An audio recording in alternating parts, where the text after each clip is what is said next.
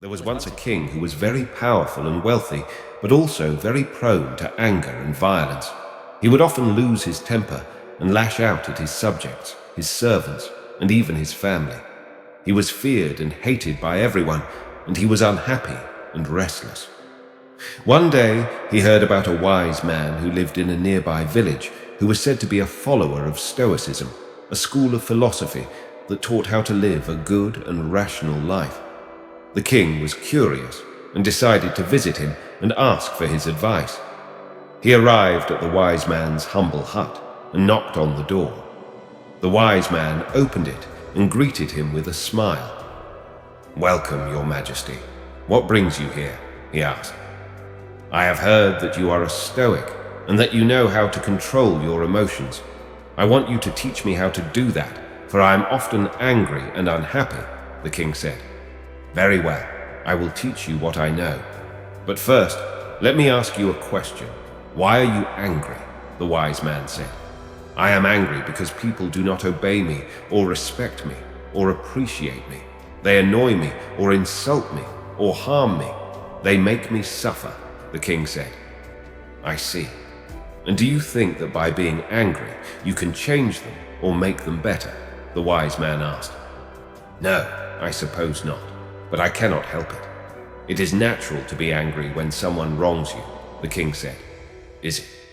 Let me tell you a secret. Anger is not natural, but learned.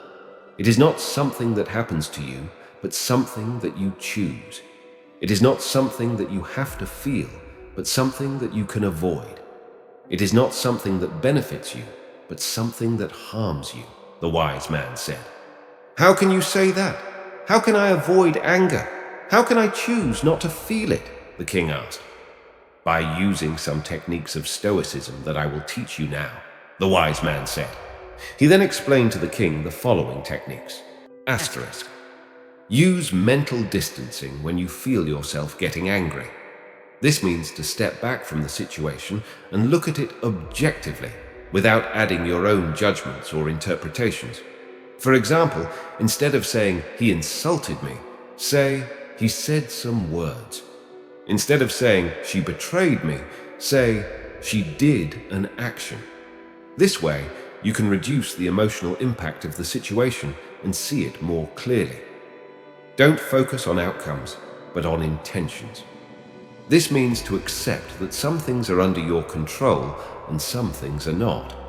You can control your own thoughts and actions, but not those of others or external events. Therefore, instead of worrying about the results of your actions, focus on doing your best according to your values and goals. For example, instead of saying, "I failed," say, "I did my best." Instead of saying, "I lost," say, "I learned." Asterisk. Redirect your emotions to positive ones. This means to change the way you think about the situation and use your imagination and creativity to find a better perspective. For example, instead of saying, "This is terrible," say, "This is interesting." Instead of saying, "This is a problem," say, "This is a challenge." This way, you can engage your positive emotions such as curiosity, optimism, and courage. Asterisk. Accept sacrifice for a greater good. This means to remind yourself that sometimes you have to do things that are unpleasant or difficult for yourself, but beneficial for others or for a higher purpose. For example, instead of saying, "This is unfair," say, "This is noble." Instead of saying, "This is painful," say, "This is honorable." This way, you can cultivate your virtues such as justice, generosity, and wisdom. The king listened attentively and tried to understand what the wise man was saying.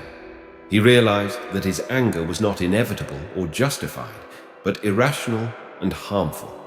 He also realized that he could control his emotions by using these techniques and applying them in his daily life. He thanked the wise man for his teachings and left his hut with a new outlook on life. He decided to practice Stoicism and become a better person and a better ruler. He became more calm and composed, more kind and fair, more happy and peaceful. The story of the king illustrates the Stoic idea that we can control our emotions by using our reason and our willpower.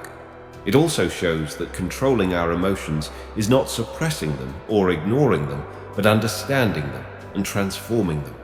It also shows that controlling our emotions is not only good for ourselves, but also for others and for the common good.